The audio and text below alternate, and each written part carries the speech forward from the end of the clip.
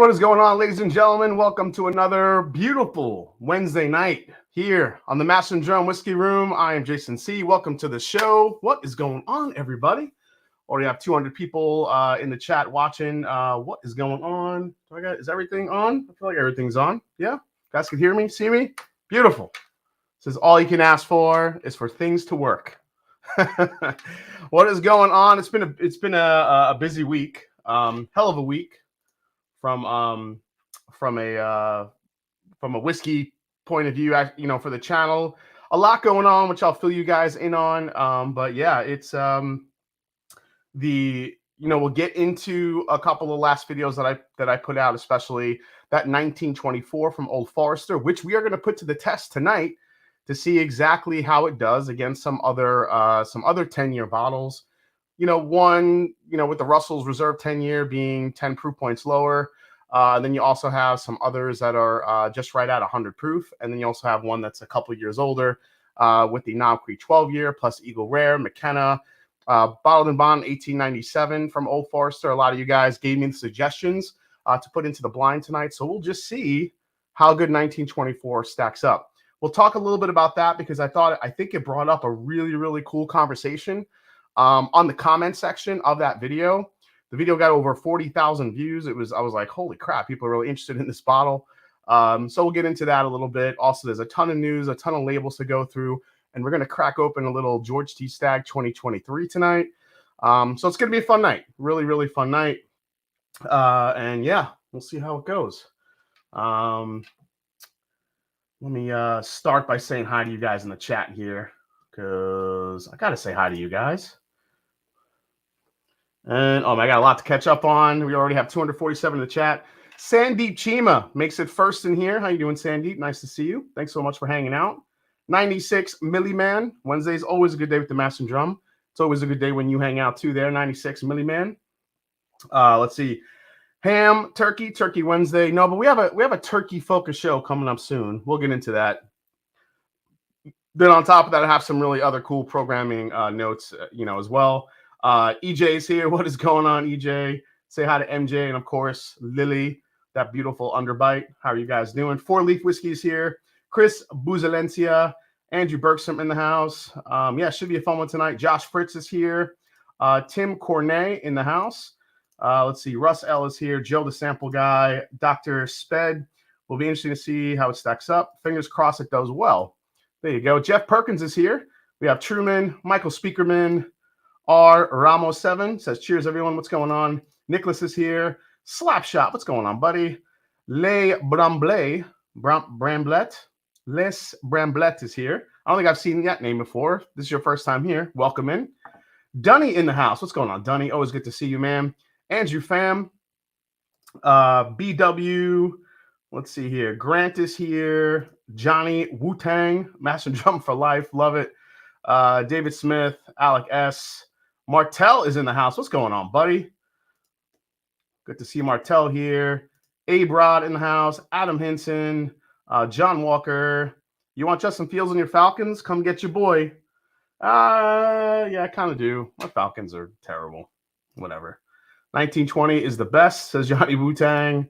WM Gemel, 10-year 100 proof whiskey row. Looking forward to seeing how it stacks up to like bottlings. Absolutely. Shauna Marie D in the house. Jason Huber chimes in. Had the 1924 for the first time last night. I liked it, not loved it, but I liked it. Tons of flavor, very sweet, but not a ton of finish. Typical OF flavors were present. I actually think that's the perfect way to describe it. But we'll get into it. James Lay in the house. What's going on, buddy? Josh Love is here. David Voth, Bill Mills, T. Jarrett, Mojo, Basin Bourbon. And I am trying to catch up. I think I saw Whiskey No, Saucy Shane, a bunch of other folks coming in. Jason Huber with the first super chat of the night gives the old super sticker. Thanks so much, man. Appreciate it. Thank you so much for the love and for the support. Thank you so much. Bearded Bourbon is here. Rick Draper, first time here. Rick Draper, cheers to you, you real man of genius. You are here. Jeremy Bungbody says, love your channel, brother. Hope I didn't just butcher your name, Jeremy, but thanks for hanging out. Thanks for loving the channel. Glad you're enjoying it, man. And let's see, custom LED bikes. That sounds kind of cool. Is here. All right, Buy the Dip is also here. All right, so we have, like I said, a pretty fun night tonight. We'll get into Bob Glass's Love the Reviews. Miracle Martinez. That's a kind of a cool name. Hey, Garth Brooks is here. JD killed it this year. Custom LED bikes. I agree. So real quick, I wanted to. My voice just cracked right there. Real quick. So real quick, guys. I wanted to first tell you about what I'm drinking, and then we'll get into maybe a little bit of a recap of my whiskeys of the year tasting. I've been getting a lot of questions about it. People seem to love the variety in my list, which I think is a really cool thing. So every time you do a top list of the year, you always expect to get a lot of hatred and a lot of, oh, I can't get those bottles, blah, blah, blah. And while I did get a couple of those, I think for the most part, it was pretty positive. So we'll get into that a little bit. But tonight, I'm starting off with this Art of the Spirit Double Oaked, which I'm going to be releasing this Friday to the patrons. This is from a distillery called Art of the Spirits. This is a 7-year MGP double oaked bourbon. It was double oaked in a new toasted char 4 cask for a little over 6 months. That's that 0.62 there. And what I love about this bottle is, I mean, they really get into everything on this bottle as far as like transparency goes. But look how nice and dark that is. Check out the color of that one. And what was nice about these guys, Art of the Spirits, are located in Colorado. They're a huge supporter of the military. So, one of the founders and the guy that does all the blends, he's a huge supporter of the military, and they do a lot of different events and make sure that all the funds that they make, that they raise, all goes directly to the veterans. There are a lot of organizations out there, especially military ones, that will do fundraisers, but some don't see that money, all of it, unfortunately. But Art of the Spirits does a great job of making sure that happens. So yeah, we have a little American flag on the side with some tasting notes. And granted, we did not design these stickers. This is all from them. This is all what they do, which I think is really, really cool. So yeah. So we have, this is the double oak, also called the Frogman, which is why you see a Navy SEAL underwater ready to go. So huge fan of that one. So tell me what you guys are sipping on right now as we get ready for tonight. This thing is just toasted oak, a little bit of maple syrup. Love the whiskey of the year. Feedback on the mic. You're getting a little feedback. You guys hearing feedback on the mic? Go Army Bookers. Water. McKenna 10, Old Forester 1920 Rare Breed, Larcy C923. How's that Green River single barrel? Says Roman Carter. I love the Green River single barrels. They're awesome. Blue Run Emerald. It's okay. Ben Christmas says no feedback. Okay, no feedback detected. We're good. Maybe because I got a little close to the mic. Just picked up the BT Travelers. We'll talk a little bit about that tonight. All the controversy with that. It's kind of funny though. It's kind of funny. So, all right, guys, raise your glass. Cheers. Welcome in.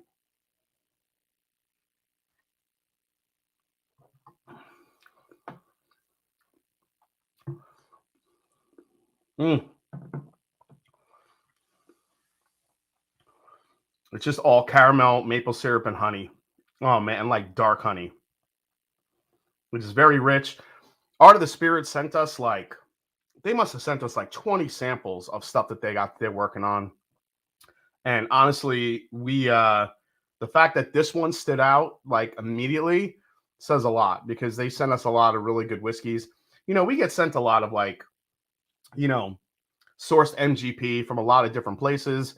And while that's good, and I know that's what's kind of out there, even though there are a lot of other whiskeys that are popping up out there as far as sourcing barrels. We've seen Beam, we've seen Four Roses, we've seen obviously Barton's out there, and some other places that probably people can't talk about. But when you get a lot of the MGP, you're just kind of looking for something different. And this one definitely stood out for us. So the fact that it's so dark and so rich and it's just an absolute flavor monster is the reason why we grabbed it. So cheers from Nashville. Drinking Old Forester 1910. Which laser code is the best beer?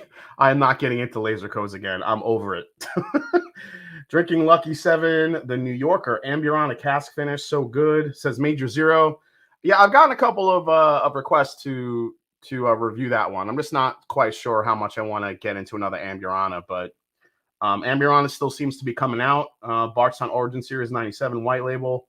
All right, so let me actually pull up here my list, because I believe it is in the, somebody had thrown it in the comments, and I'll just kind of go through it here. All right, so yeah, so when I looked at my list after the fact, after I released the video, I was kind of like, you know what, this does actually have a nice variety to it. I think the cheapest bottle in the in my lineup was number 20, which was the Evan Williams American Hero Edition, which, if nobody's been able to try to find that one or seen that one, I'm not sure how widely that bottle is distributed, but if you see it, just immediately pick it up. I'm telling you, for $25, it is such a great bottle. And I just love the old school flavors that it has. It's very, very rich, even at 90 proof. Just has a lot of like that toffee, caramel, vanilla. Just kind of like, it's just it's such a fun, crushable bottle that you can just kind of enjoy and sip on. It's great in old fashions too, because I did try one of those. But I actually prefer it neat rather than in a cocktail. I just like to test, some whiskeys and see how they do in cocktails. I had Penelope Barrel Strength 9-year, absolutely great release from Penelope. That's exactly what we expect from Penelope now. As they just got bought out by Lux Row, in turn Ross and Squibb, aka MGP. It's a lot. I know a lot of names. And then so you expect them to have a little bit more access to higher aged barrels, and I thought that was an absolute banger, even for a 4-grain bourbon that was, and just it was really, really good. That was a surprising one. Didn't expect to do it that well in the blind tasting.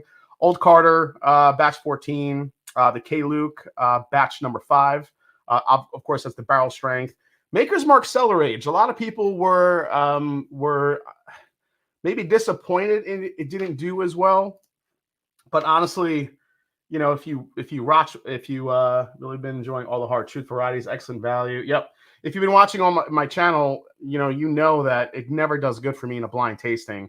So if anybody was surprised why Maker's Mark didn't do as well as they thought it would, it's just because, I don't know. It just, in a blind tasting, it just fell flat against some of the others, unfortunately.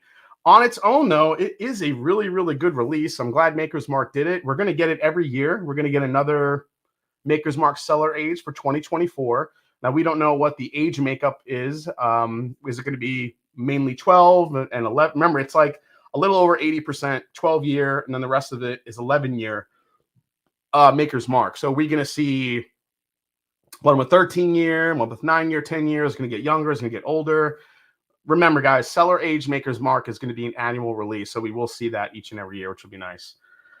Ran into the Heaven Hill rep at my local packaged goods store. He is pushing the 1783 veterans. Guess I have to grab one. Yeah, Wes, I'm telling you. Listen, it's like I said, it's not going to blow you away, but it's just a really, really good whiskey, I think. Hey, Bourbon Jerk is here. What's going on? The Whiskey Dick is here. Another Whiskey Dick, not the original Whiskey Dick. Heard a rumor that Four Roses dropped the price of the single barrel proofs. Any truth to that? I did hear that rumor as well. However, if it is happening, I haven't seen it yet, at least in my area. So I don't know. I guess we'll have to see. Time will tell on that one. So next was the Shanks Homestead Sour Mash American Whiskey. And generally, guys, I picked that one because it is a butterscotch bomb to me. I absolutely love that whiskey. Let's see. Next is Baker's 13, and then the Hardin's Creek Claremont. Again, I think Jim Beam might be my distillery of 2023. I think they absolutely killed it this year, with Jack Daniel's kind of a close second place, because I think Jack Daniel's put out some amazing products as well. Forgate 8-year Kelvin 60. Now, a lot of people ask me, why did Forgate, how did the Bardstown Bourbon Origin Series Bottle and Bond beat out the Forgate? And to me, it was price and value comparison. When I did the first, so I initially started out with 40 bourbons and then narrowed that down to 20. And then when I tried the 20, that Bardstown one I didn't actually even think would crack like the top 25, and then it did. And then as I was kept looking at the value of it and the price of it and how good it was, and it was only a 6-year wheated bourbon. I don't know. Maybe I graded it too high just because I was so impressed with, because I like I'm not a weeder guy. Like I like weeders, but it's not something that I seek out all the time. So so the fact that I really like that weeder and the price and the availability of it, I put it at number 10.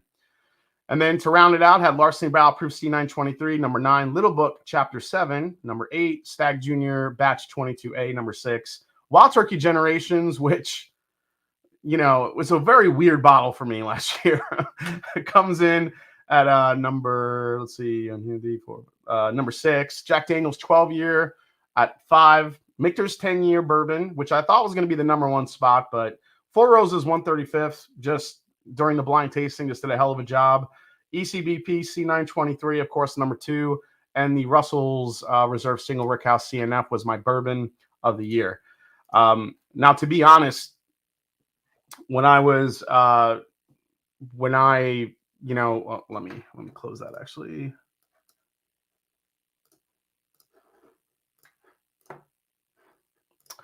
When I was blind tasting it, 1 and 2, I kind of knew what they were, obviously. So basically what I was doing was I was just kind of going back and forth, and I must have did that head to head at least a few times just to see what I liked more. And here's where it came down for me personally. The Elijah Craig Barrel Proof, as good as it is, I felt like, yeah, there's been other really good Elijah Craig Barrel Proofs, and there's been a lot of consistency with Elijah Craig Barrel Proof over the years as far as like the releases. There's little changes here, how good they are. But then every time I went back to that Russell Reserve Camp Nelson F, there was just nothing like it. And yeah, I mean, call me a turkey fanboy all you want. Maybe that's what it was. There was just something unique about it. I kept going back to it, and here we are. So Russell Reserve Single Rickhouse comes in with my number 1 whiskey of the year, but I liked it. I liked the list when I kind of looked at it from kind of stepping back and looking at it from a different lens, and then getting the feedback and people saying, hey, look, really enjoy your list. Not everything seemed unattainable. And that really just goes back to me, kind of going through, like, I don't use samples. I don't use any store picks. However, I would like to do a store pick list. Obviously, we do that with the patrons for just the Mash and Journey store picks. And then, and really kind of holding to that, I think actually helps, because I don't know, to me, you could get media samples all day long. And any reason why Russell's 13 wasn't on the list, Joey P, it's just because I didn't get a bottle of the Russell's Batch 5. So I did not get a 2024 release. I'm sorry, 2023 release. So that's the only reason why it didn't get in the list. I actually chose not to get the Russell's 13 last year because I wanted to get the single Rickhouse because I love Camp Nelson F so much. Because basically, like, in my mind, I'm like, that was another question I got a lot. So thank you for bringing that up. So in my mind, it's like Russell's 13s will continuously come out, and we're also going to get a Russell's 15 this year. So, those will always be out, but how many times are we going to get this Camp Nelson F, so, being 300 versus 150. And I'm like, you know what, let me go for the little bit more, something that I might not ever see again. So I went for the Camp Nelson F. That was really the mindset. Have you ever had Benchmark 126? It's on every shelf here in Indiana. 126. Are you talking about the full proof? Will you be making a top rise video? So Alfredo Jimenez, I actually already did that. If you go back in my live streams, I list out all my top rise of the year. The number 1 rye of the year was the Sagamore 8-year. So you can check that out. It seems really hard to get a Kentucky Spirit anymore, says Sean Franklin. Yeah, it is. They don't release them that often unless they're single barrels or store picks. And unfortunately, that's just the way it's going. Thanks for having a lot of good content. Love the advent calendar this year. One of the best. Oh, thanks, Mike. Fanboy or not, Camp Nelson F is a monster, says Eddie D. Godzilla meets Downtown. That bottle is crushingly good. I thought so too. Oh yeah, full proof is 125. Oh, Colorado bottle in the house. Dig some of those are the spirits barrels. Yeah, Mile High West Bruz, man. This is I just said Bruz like so casually. Yeah, Mile High Whiskey Bruz. It's really good. Yeah, this is a pick we're releasing on Friday, and it is stupid good. This is a double oak, man. I just love the flavors in this thing. Chris Garza, yeah, again, this is the Art of the Spirits. This is a single barrel pick. They are out of Colorado. This is a double oaked, super, super dark whiskey. We absolutely love it. It's got a ton of flavor here. I think Kentucky Spirit is being replaced with store picks of Wild Turkey 101. So that's a yeah, I've had the full proof. It actually drinks a little hot for me. I do like it, but if you like high proof, I think that benchmark is good. However, for my money, when it comes to the benchmark, I really go towards the single barrel or the top floor. Those two I actually really like because I think they drink a little easier. They're not as harsh, and they have a lot of flavor. So, were there any big demotions in rank because of price?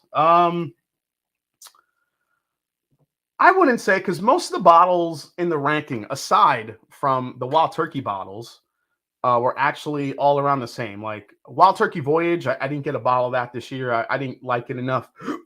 I didn't like the sample enough to buy a bottle. I obviously didn't have any BTAC. I didn't have any, none of those crazy bottles. A lot of people asked me why 13th Colony Double Oaked wasn't in it. And while that was probably a top 5 bourbon, I didn't get a bottle of it from last year. I got the first year one, but I didn't get the second release. And yeah, I think that was about it. Like no other like real big high price bottles that were in there that I think I would call out. Really, the 2 Wild Turkey bottles I think were the most expensive. I think so. Yeah, for sure. House Stagg 23B. That's a good one. Actually, all the Stagg. It was a strong year for Stagg. 23B was good. I have not had the 23C yet, but 23B was actually really good. I prefer the 22A over 23B and the 23A. So, but that's my palate. If I remember correctly, I think the 23B was the sweetest one, maybe. I did a video on it. You can go back. I compare all 3 of them, Nick Foles, so you can check it out. Jason, yeah, I just answered that. Yep, 13 Colony, didn't get a bottle of it. Again, if I don't, if I didn't get a bottle of it, it wasn't in my rankings. C923 Snickers bar infused with Courvoisier. Oh, I like that. I like that. Wild Turkey 12 all over Japan. Yeah, I got a few bottles of that one. Curious what bottles you wanted to review for the channel so bad that you needed to go secondary. Do you ever go last resort to secondary? Yeah, to be honest, I do. Sometimes I have to. I do rely on a great network of patrons and friends around the country that will help me grab bottles. But if they can't find it, then yeah, sometimes I do. I try not to go secondary. But if I have to get a bottle, like for St. Jude's, I recently got another bottle of the Michter's 10-year to put in the St. Jude's fundraiser. And by the way, while I'm talking about that, maybe a couple weeks here, guys, I'm trying to get the scheduling down for the finals of Blenheim and the St. Jude's fundraiser with Fred Minnick and ADHD Whiskey. So as soon as I have a date for that, I'll let you guys know, because we're going to couple that with the St. Jude and Nationwide Children's Hospital fundraiser. So be on the lookout for all that. But I did just pick up a Michter's 10-year for that fundraiser. I believe I have a Stagg in there. I think a Stagg 22A I grabbed for that one. A couple bottles from Bardstown that were donated, Bardstown Bourbon Company. 4 rows of single barrel. There's a lot of good stuff in this year's fundraiser. So, and it got a lot of cool donations as well. So I'm looking forward to it. I think secondary, for the most part, also has kind of calmed down a lot this last year. The prices haven't been as insane, unless, it's like a first bottle. Like the Old Forester 1924 is actually a great example. That bottle hit secondary immediately at $300. And, people try to capitalize on, the want immediately. So they'll double the price or triple the price. But then if you just kind of wait it out a little bit, it eventually will kind of come back down to a reasonable price where you're still overpaying for it, but not as bad as as you would, and when it hits the secondary market, initially. So, what's so amazing about Buzzard Roost? Will you ever review? Says Tommy Curtin. I've reviewed a lot of Buzzard Roost bottles, and honestly, I just like their commitment to barrels and what they do as far as how do I say this without boring you guys to death?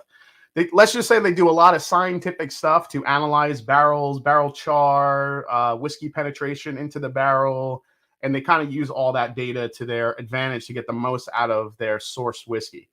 I think my favorite happens to be this one, which is the Char 1 bourbon. This is my second bottle of this one. I'm a huge fan of this bottle. There's the Char number 1 straight bourbon whiskey.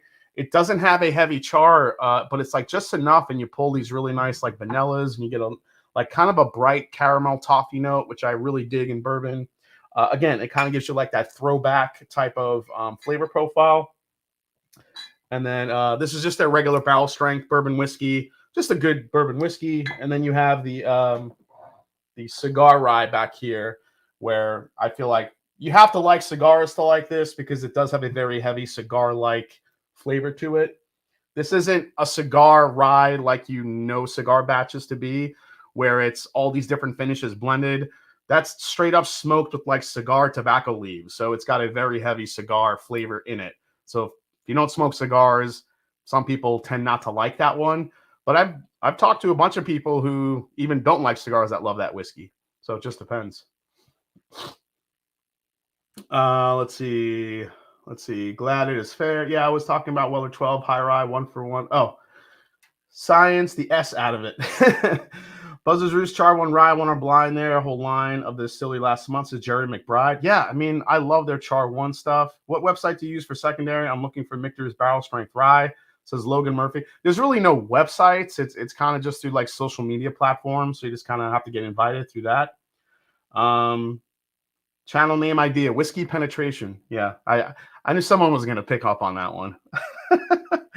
Bro, we're bourbon geeks. We don't get bored by this shit. All right, I'm glad you said that, because wait until, guys, I have some really cool stuff lined up for the channel this year already. I mean, we are going to learn some stuff about barrels really soon. Speaking of barrel penetration, the construction of them, how they get made, every single piece of science you can think of that goes into a barrel. You're going to have to bring your notebooks and really pay attention. That should be happening in maybe, I think, next month. I'm trying to lock that down with my buddy Byron over at Jack Daniels, who just he used to actually run the Brown Forman cooperage, and he knows everything there is to know about barrels. So I'm gonna try to get Byron on real soon, and we're gonna have like pie charts, and we're gonna have laser pointers. It's gonna be amazing. There will be a test, Whiskey BS. We will test you. And maybe at the end, whoever gets the most right, the quickest, will win a couple things. I was told no math needed. Jason Huber. Jason, how often do you visit the distilleries in Kentucky? I'm there a lot, mainly spring through summer, and obviously, well, mainly springtime, and then I'm there a lot. I'm there usually a few times in the summer, especially for barrel picks, and then fall is probably when I'm there mostly, because that's allocation season. And then I always do like one last trip in December with the bourbon hunters to have you tried Fred's Nashville Barrel Company blend? I have not tried that one yet, Rare Breed. So, all right. So let's get into a couple of new bottles here, now that I've warmed up with that. And while I'm doing that, I do want to we'll talk through some news stories here. But I wanted to get into this Old Potrero rye forever. So this is the bottle that won, I think, one of the top ryes for Breaking Bourbon, and people have been talking about this rye for a good minute. And this is a straight rye whiskey that's 6 years old, pot distilled, 100% malted rye mash. Now it's only 97 proof, but this has been a highly talked about rye, highly touted. I'm going to do a full review on this once I get all the information and give you, take a deep dive on it. But I could not wait to taste this one. And yeah, I have it tonight. I'm going to review this one real quick with you guys. Let's see. This is made in San Francisco. It is twice distilled in a small copper pot still from a mash of 100% rye malt, the grain of choice for America's first distillers. At least 6 years in fine grain charred American oak barrels. And there you go. We'll dive into this one a little bit. Old Potrero. Let's check it out. This is not finished. So I know somebody just asked. It looks like it does have a little reddish hue, doesn't it? It does have a little red in it, but this is not finished. But there is the label. Look at the big pot still kind of overlooking the Golden Gate Bridge. That's a cool logo. I dig it. So we'll get into that in a little bit. So let's go through some news stories here real quick, guys. First one up, as I like to always kind of keep you guys informed. Big news out of Templeton. There they are. Templeton Bourbon. After nearly 20 years of sourcing, Templeton has announced its first homemade whiskey. What you need to know. So here on Monday, Templeton announced the first whiskey distilled at the brand's own Iowa distillery. Templeton Straight Bourbon is set to launch in May of 2024. Celebrates the indomitable spirit of the 352 residents in Templeton, Iowa. The brand said in a news release, clocking in at 92 proof. It's made from a mash bill of 55% corn, 40% rye, and 5% malted barley. That's a high rye mash bill right there. Non-chill filtered and aged in new American oak barrels with a level 4 char. So let's see here. The brand is known for its expressions of rye whiskey sourced from MGP. Let's see. Anything else? I don't think I see a price on this one. However, I did pull up kind of like they had a little chart that I saw on Cumming Whiskey. And there it is. So this is all the information for Templeton Straight Bourbon called Fortitude. 92 proof. There's that crazy high rye mash bill. Natural color, non-chill filtered. Char level 4, aged American oak virgin barrels. Distilled at Templeton Distillery in Iowa. Column and copper stills from 4 sites. Fermentation time 3 to 4 days. Yeast strain, Fermentis Saf Spirit. Locally sourced Iowa corn within 15 miles of the Templeton Distillery. Wow. To me, Templeton has come a long way, haven't they? I mean, yeah. I mean, look at so this is the rye that I love. This is the 10-year rye, which I think is I think this made one of my top ryes 2 years ago in 2022. I think this is a beautiful bottle. I love what they did here. So yeah, Templeton coming in with a bourbon soon. So I'm looking for, so it says they sold their stocks to some Asian company, which slapped an age statement on it and kept the pot stills going. Okay. Any good whiskeys that are heavily charred? I mean, yeah, Chris, I mean, basically when it comes to that, you're going to want to look for something that's got a char 4 at least, which a lot of distillers use. I'm trying to think if there's a char 5. I feel like I have tasted something at a char 5 level. I just can't remember what the hell it is. But just look up like bourbon with char 5. You might be able to find it. But yeah, 1910 Old Forester. I mean, you want heavily charred, go Old Forester 1910. That's going to be the one off the bat because it's using barrels that are so charred to the point where it almost falls apart. So that's probably the first one to look at. Oh, is that what it is? Penelope.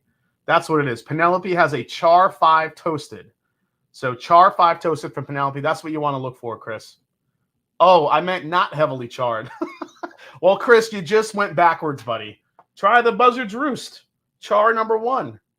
Light char on it. Go for it. That's what you want to find. Luckily, it's right here next to me. All right, next news story. Let's get into it, guys. If you guys are into Garrison Brothers has just announced this bottle right here. And they are coming out with the Garrison Brothers announces the 4th edition of the Guadalupe Bourbon finished in port casks. On Monday, best known for being Texas's first legal bourbon distillery, announced the 2024 release of the Guadalupe bourbon. Port finished bourbon were released at the distillery on February 3rd and reached national markets by the end of February. 10,500 bottles of this will be available. $150, bottled at 107 proof. This is corn, winter wheat, and barley. Oh, so it's a wheater. So 107 proof wheater, finished in a port cask from none other than Garrison Brothers. So there you go. Let's go to this story here, and one that I am super excited to talk about. A bold new chapter for Cedar Ridge. Oh, Iowa. Iowa's in the news, man. Iowa's best-selling whiskey brand, Cedar Ridge, passes the distilling torch from father to son, which is a really cool story. The Swisher, Iowa-based Cedar Ridge Distillery announced on Friday that it's implementing new leadership changes by hiring a new president, general manager, and master distiller. CEO Jeff Quint announced that his son, Murphy Quint, will be stepping into the shoes of the master distilling role. In May, Cedar Ridge's quintessential American single malt, one of my favorites, was named one of the 7 best American single malt whiskeys at the San Francisco World Spirits Competition. The quintessential, let's see, it's a 92 proof blended whiskey finished in a Solera barrel and features a blend of whiskeys finished in rum, brandy, sherry, port wine, and rye casks. Murphy Quint spearheaded the development of the quintessential, earning the distillery high praise. So congrats to none other than Murphy Quint. The quintessential is easily, I think, my favorite American single malt. It is so damn delicious. If you guys have not had American single malt or wanted to take the deep dive into it, or just want to dip your toe into it a little bit, I highly recommend the quintessential from Cedar Ridge. It's absolutely stellar stuff. Cedar Ridge American single malt is stupid fire. Absolutely James Lay. Opinions on these 13th century and brain candy. Josh Fritz. I'm not sure I know what you're talking about. I'm gonna have to look in that. If you are iffy on Texas whiskey, try Still Austin. Yeah, Still Austin. I would put Still Austin up there as probably, and Iron Root as probably like my top 2 favorite Texas distillers. Hey, what's up, Cool Running? Nice to see you. All right, let's go into a really fun local story here, which is all about Middle West Spirits. Middle West Spirits, right out of here from Cbus, Ohio, just announced their giant expansion, and they're increasing their capacity tenfold with completion of a massive distillery expansion. On Monday, the Columbus, Ohio distillery announced the completion of a 75,000 square foot building expansion with additional grain processing and bottling facilities, multiplying its production capacity by 10. This makes Middle West one of the largest independent distillers in North America from a production capacity standpoint. Middle West claims the expansion provided the local community of Columbus more than its fair share of economic benefits and has tripled the distillery's number of employees there in the Short North District. Yeah, so congrats to Middle West. Now, if you guys don't know who Middle West is, they make that dark pumpernickel rye, whiskey. They have a wheat whiskey. They have a wheated bourbon, or is it a four grain or wheated bourbon? I think it's a wheated bourbon. And they've been making fantastic stuff, and their stuff's been getting better and better over the years. Probably my favorite Ohio distillery. Obviously, making their own stuff. I love High Bank, as you guys know as well. That's mainly blending. I think they're working on distilling their own stuff. But as far as like just straight up Ohio production, I love Middle West Spirits and what they're doing, how fast they're growing. I'm going to be going there and maybe shooting some footage and doing a video on the expansion pretty soon. So be on the lookout for that. So there you go. Until they get bought out, says Eric Sawyer. Eric Sawyer, you shut it. That's not happening yet. Hey, what's up, Chris Tats? 460 watching the chat. Thank you so much for hanging out tonight, guys. Please hit that like button while you're just hanging out. Definitely helps the channel. Again, trying to get to that 100,000 K mark here in 2024. So I'm hoping to hit that milestone here on the Mash and Drum, which for me would be a big deal. So I'm hoping to get there sooner than later. So Jason Huber has Jason Huber, Ohio whiskey, especially out of Columbus, probably tastes like football tears, says Jason Huber. Yeah, I mean, I moved here from New York, so I'm not as invested in the Ohio State football as a lot of people that live here are or have been Ohio State fans for years. But yeah, I could tell it's been a rough going. You know, I root for Ohio State, but it was nice to see, I guess, Michigan win the championship after so many years. I don't know when the last time they won it was, but I felt like it was like one of those years for Michigan where even when they were like screwing up in the game, like I felt like they should have lost that Alabama game, but they made a lot of mistakes, but the ball just always kind of bounced their way. So I felt like it was one of those years where Michigan was going to, I don't know. I just feel like anytime there's like a scandal with the team, you know, the whole team rallies around it and they end up winning it all. The Houston Astros, the Michigan Wolverines. I mean, I think if anyone wants to, you know, all teams now should just have a scandal and then just propel yourselves to a championship. I hope the Mets would do that in this year in baseball. Have some kind of cheating scandal, win a championship. Oh, man. BD 100K before channel. Anybody bet? Both will go up. BTC 100K before channel. Any bet? Both will go up. Not sure what that means. Hail to the victors. Go Dogs. And yeah, I just heard that what's his name? Nick Saban retiring at the age of, what is he, 72, 73? That dude, he holds, they were like showing a graphic. He basically holds every record in college football, like most wins, best win percentage. I mean, run down the list. It is Nick Saban. So, I mean, if you're an Alabama fan, you know, sorry, you're losing one of the most legendary college coaches in the world. So, but man, that's crazy. Master Joe, what are you going to do in 2024? What you want to see video? I want to see Evan Williams 1783 barrel proof. Yeah, Mashbill, what's up, Stanley? I'm actually working on that video next. I'm going to be going through a lot of the upcoming releases for 2024, and then some of the ones I would like to see. So we'll definitely get into that. Yeah, Pete Carroll retired apparently too today. Head coach of the Seahawks. Joe Dickinson says, F Michigan. We know you're not from Ohio.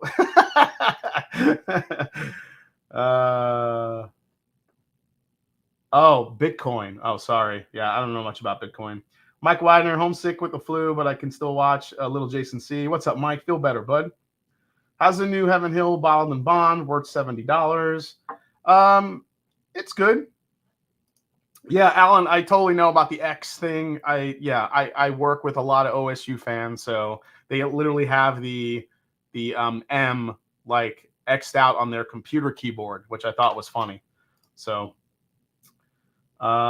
excellent question at Sarah J. Would love another Master Drum Found North pick. Yes, that is in the works. That is definitely in the works. As a New Yorker living in Ohio, I also do not understand the Michigan hate. Oh, I understand it. If you read the history about the rivalry, oh yes, it's very easy to understand the hatred, for sure. It's very easy to understand the hatred, and I'm here for it. I love the rivalry. Hopefully, Ohio State, and we'll see what happens with Michigan once Jim Harbaugh leaves. We'll see what it looks like this year. Should be interesting. All right, let's go to the next story here. I don't think I only have a couple more for you guys, and then we'll start getting into some whiskey. Okay. Chris Stapleton's hotly anticipated, there it is, guys, the Traveler. Speaking of a bourbon that hit the market for an incredibly stupid price on secondary, Chris Stapleton's hotly anticipated whiskey has arrived, marking Buffalo Trace's first celebrity collaboration. So on Tuesday, Gear Patrol reported that Traveler Whiskey, the long-anticipated partnership between 8-time Grammy winner Chris Stapleton and Buffalo Trace Distillery, has finally arrived. The official rollout took place on January 4th. It marks the first of its kind collaboration from the brand, as Buffalo Trace has yet to work this closely with a celebrity on an expression. The country singer is a Kentucky native and was born a stone's throw away from the bourbon brand, making the collaboration seem like an organic one. In 2021, Chris Stapleton did donate a $181,000 bottle of Buffalo Trace A.H. Taylor Jr. single barrel bourbon to the Franklin County Humane Society for the Rare Bourbon Raffle. This is a $40 bottle. Many offerings from Buffalo Trace often sell in the secondary market for hundreds of dollars. And yes, Traveler whiskey was not immune to the secondary market. When it first dropped, guys were selling cases of this stuff for like $150 each. It was pretty grimy. I'll say that's the only word I can use for it. So here's the thing about this whiskey, guys. I'll get into a little bit about this. I do have a bottle of that on the way that I'm going to be reviewing and talking about it. But the thing about that bottle is a lot of people are thinking that it's like a blend, because I think on the bottle it says neutral grain spirits on it. Because I think the goal here was for Buffalo Trace to just have a little bit more of an, I mean, they do have ancient age and some other affordable options, but I don't know, maybe this just looks a little bit better, like on the back of a bar or something for cocktails or anything like that. But as far as like what it contains, apparently it's a blend of Barton bourbon, makers of 1792, and also Canadian whiskey. So Canadian whiskey, Barton bourbon combined together, I think that's what makes that whiskey, or what's in it. A lot of people are saying there's Wheatley vodka in it because it mentions neutral grain spirits. But I do believe it's a Canadian blended whiskey with Barton and with Canadian rye, I think. But we'll definitely take a deep dive into that once I get the bottle. But yeah, from first impressions that I've heard, it's a very light sipping whiskey, very easy on the palate. But I don't know. We'll see what it tastes like. Can't speculate till I taste it myself. Jason, did you see RD1 has broken ground on their own distillery site? Yes, I did see that, Chris. I'm excited for RD1. Absolutely. Blend of Barton and Caribou Crossing? Yeah, basically. Suburbans, have you heard of Western Reserve Distillery in Lakewood, Ohio? I have heard of them. I'm trying to think if I've had a lot of stuff from Western Reserve. Or maybe Ryan did. Still talking about college football. Blended with Found North would be good. Yeah, I think so too. Let me see. Was that my final story? I think it was. Now let's get to one of my favorite segments is what did I see on the TTB?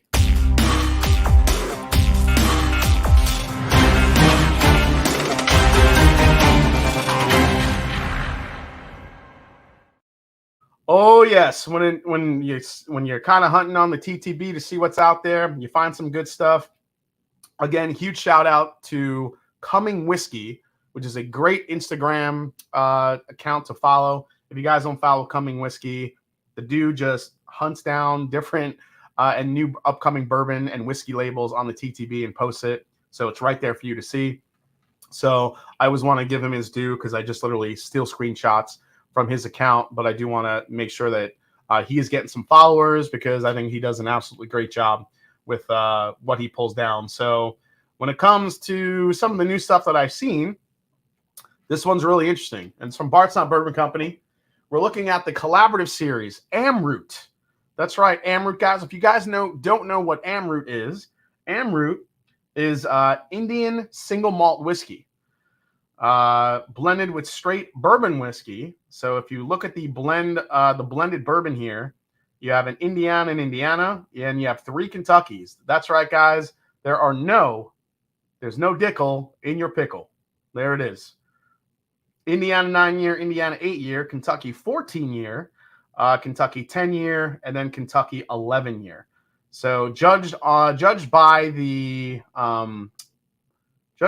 mash bills there, it looks like you have a 9-year low rye. You have an 8-year 95.5 rye. You have 14-year, that could be either turkey or beam.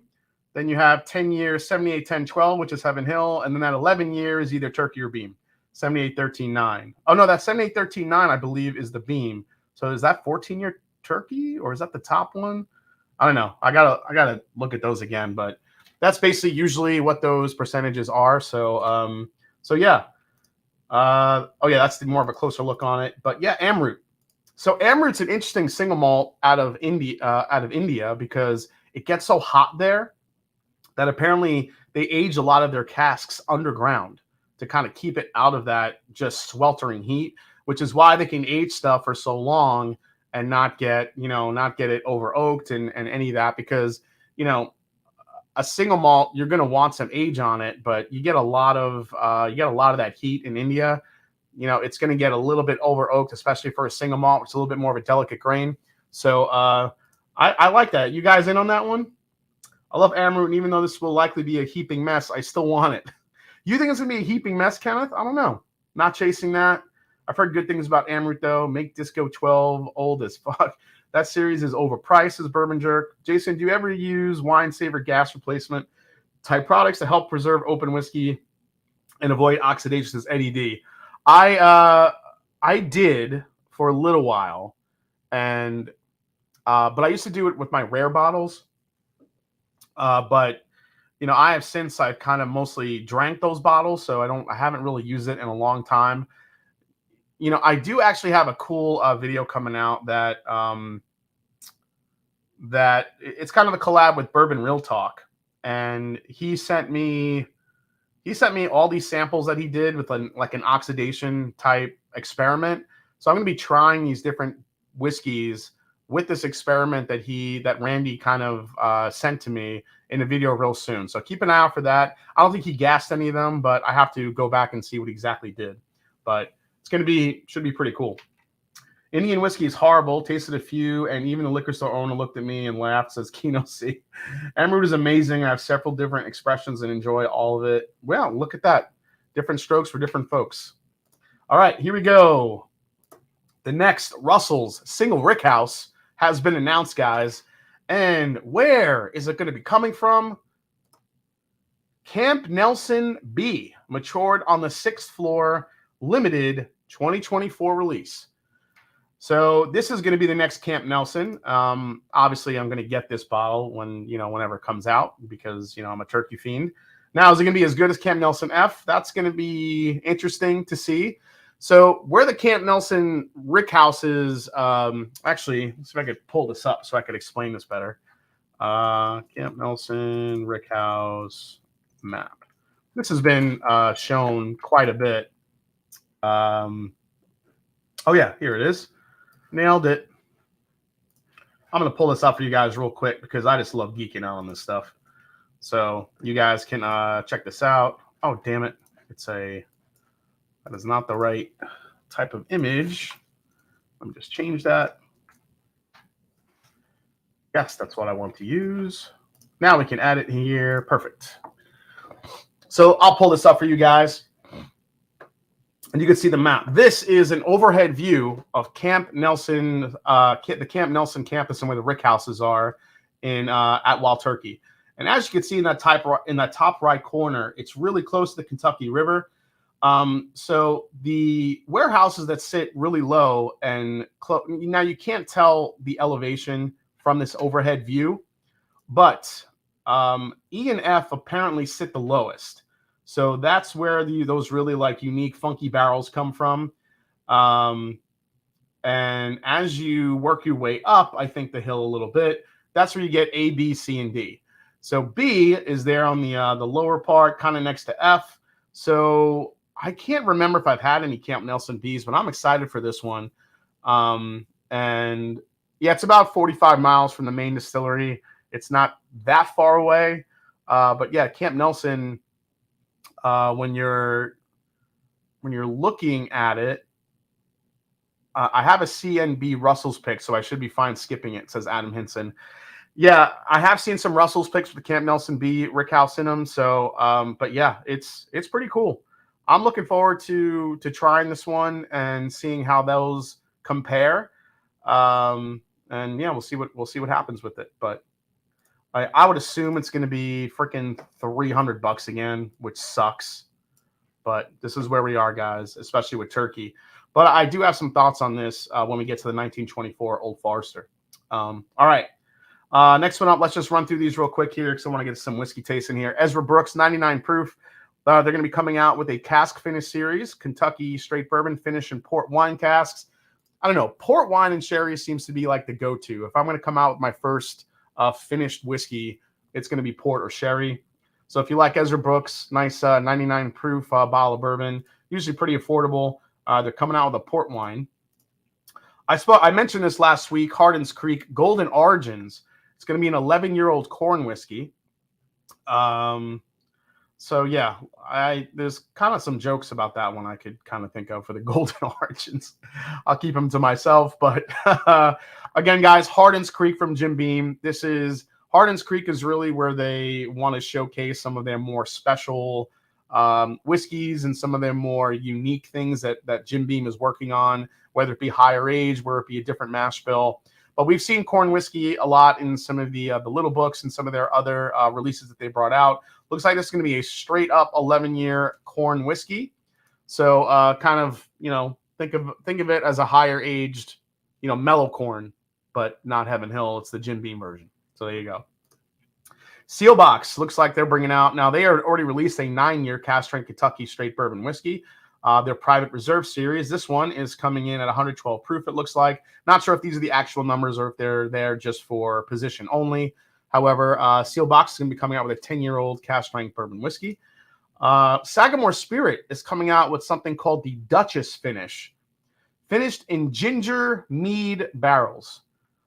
I wish I could tell you guys more. I don't know what the hell ginger mead is, but yeah, I'm expecting this to be a little spicy from the ginger. If I'm thinking it's the same ginger as ginger mead is, I guess maybe a little bit floral. But this is one of those whiskeys that it has me interested because it's different. I don't think I've ever had anything in a ginger mead barrel, so I'm looking forward to trying that. OKI is going to be releasing some high aged rye whiskeys. You have a 12-year and then you have an 11-year. Now I can tell you from the back of the bottle, this is all MGP distillate, 95.5. It's the usual stuff that's been out there. However, at this high age, I would expect these to be pretty pricey. I think we're going to see these in a 12. These bottles from OKI are already pretty pricey. I'm expecting these to be pretty high. If I remember correctly, or if I'm just going off of what I've seen from OKI before. And there you go. That is it. We are all caught up with the news. Always like talking to the news. All right. I know what mead is, but I've never had ginger mead. So a ginger rye honey wine. So there you go. Just went to the mead festival last week. Good mead is amazing. Now more expensive whiskey. All right, guys. Wow, 505 in the chat again. Matthew M coming in. Hey, JC, need some advice. I had to get one type of Pursuit Spirit. Which is the one you would hunt for? I enjoy their podcast and want to support. Try their product. You are the GOAT. Oh, thanks, Matt.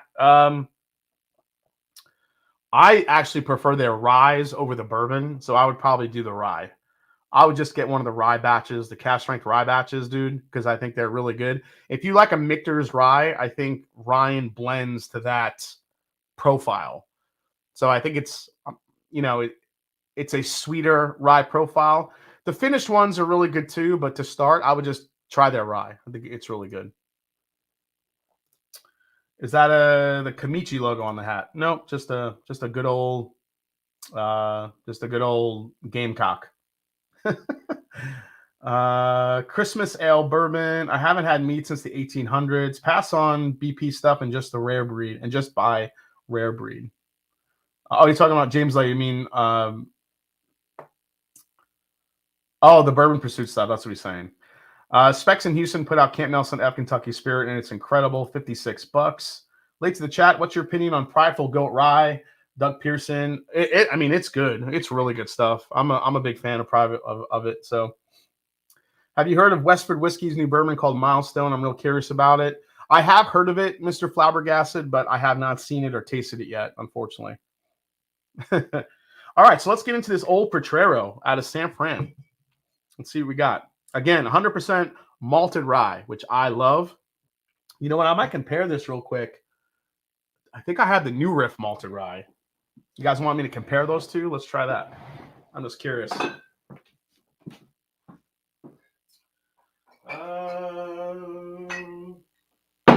So many bottles Okay. Is that it? Oh, I'm gonna break some shit. Okay. Found it. All right, let's do a quick little compare here. I love this New Riff malted rye, by the way. I know you guys, you do too. And this is actually a cool comparison because this is also 6 years old.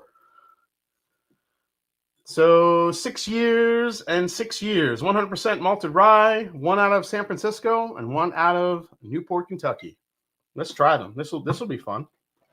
I meant to do this earlier, but glad I'm doing it now. All right, here we go.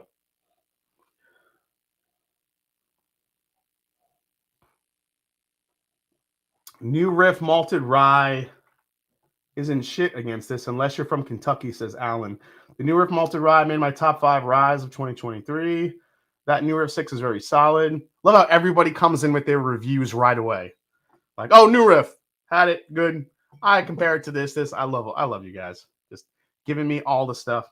Smoke Wagon has a malted rye, not good in my opinion. JG, I tried that malted rye. I did not like it either. Wasn't a fan of the Smoke Wagon one. All right. As far as nose goes,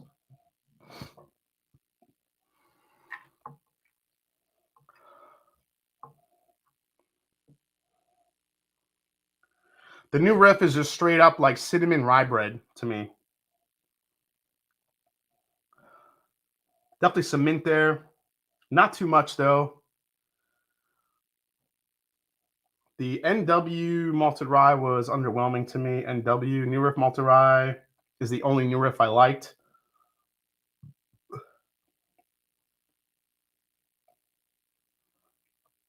There you go, Terrence. So the nose I'll give to the Old Potrero. The Old Potrero nose is more interesting, but it's also a lot more fruit forward. I mean, the Old Potrero, I did not expect it to be this. Now, there's some rye grain there that I could smell, but man, you get into like a really rich, man.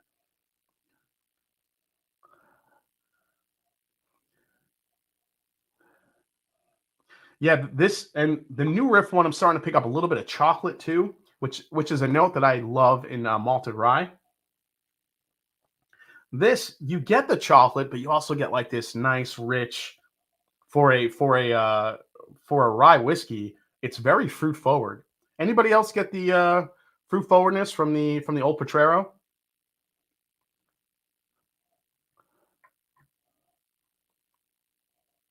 Tora Pody says that's not the best Old P. They have a bottle more like Dickel shape. That's fire. Is the New Riff barrel proof? No, this is not barrel proof. This is 100 proof versus 97 proof. So it's a pretty even matchup. So, all right, let's try the New Riff first.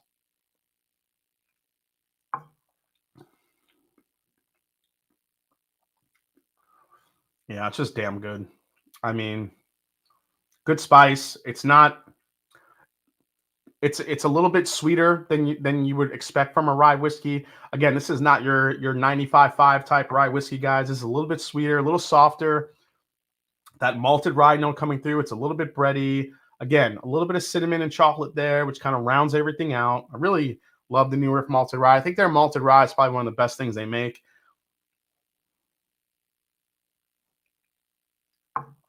Alan Polowski says that New Riff sucks. Really, Alan? Alan, you must like the people that I've run into that don't like malted rye whiskey generally like the more like a 95.5 type profile, more in your face, a little bit more minty, a little bit more maybe some of that dill note in it. Is that the situation for you, Alan? I'm just curious.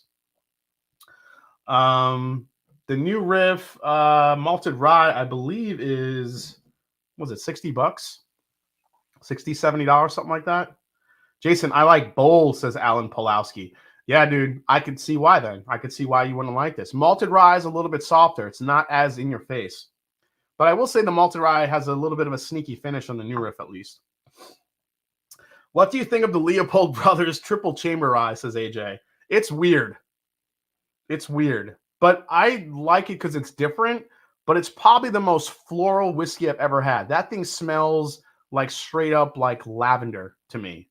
It is lavender and flowers like all day long. It kind of turns you off in the beginning, but then like as you like the texture on it is amazing from that 3-chamber, I think. But as far as like a flavor profile, if you're not ready for it, you're gonna people taste that thing and they're like, "What the hell is this?" And it is weird at first. It is very, very floral, but I kind of dig it. It's different. I like different. What's up, Kirby? Nice to see you, Daniel.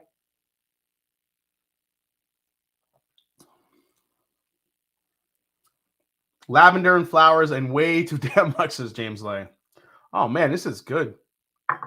This Old Potrero, it's very fruit forward. I did not expect that from this. I mean, the brown sugar is there. I think the rye whiskey is there.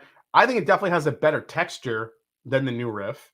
However, yeah, it's different. It's a little bit more grainy, I think because of that pot still. But I think that's what you give up when you also get better texture, though. You get a little bit more of the grain note. It's not as clean as a column still, but you get a little bit more of a grainy note to it. However, you get better texture with a pot still. So I think there's some give and take there. I think column still, and distillers would tell you column still will give you the cleaner distillate. However, the pot still will give you the texture. So if you're going all pot still, you're going to have a little bit more grain in it versus some of that. But you're going to have a lot more texture, though, I think. Old Potrero, I believe, is Best Rye Leopold, Old Potrero, Balcones. Balcones is a chocolate bomb. What do you think of the New Riff Balboa Rye? R2 Bourbon 2? I love the New Riff Balboa Rye. I buy it whenever I see it.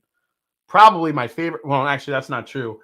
That sherry finished barrel proof malted rye is my favorite rye that New Riff has ever done. Second would probably be the Balboa.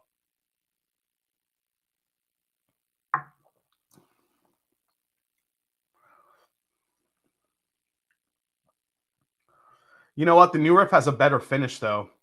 This drink's very fruit forward. It's got a little bit of spice to it, better texture. The New Riff, though, is sweeter, less grain, and a better finish. So that's really the way you can kind of describe both of them. I would say this: if you like Kentucky ryes, and the New Riff is going to be a little bit more down your street, I think, or up your highway, or I'm probably saying that completely wrong. Up your ass. The malted rye. If you're used to drinking Kentucky sweeter ryes, then I think the malted rye will be kind of up your alley. That's what I'm trying to say. Up your alley. There you go. I said. And then the Old Potrero at 6 years old, again, a little bit more of a crafty experience. However, really, really fruit forward for a rye. And I think it's got a lot of punch of flavor to it.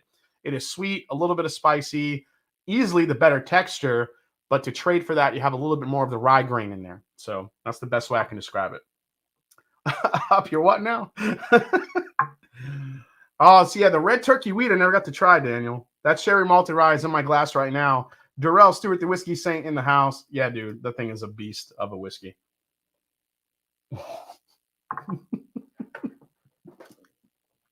Up your alley, pal.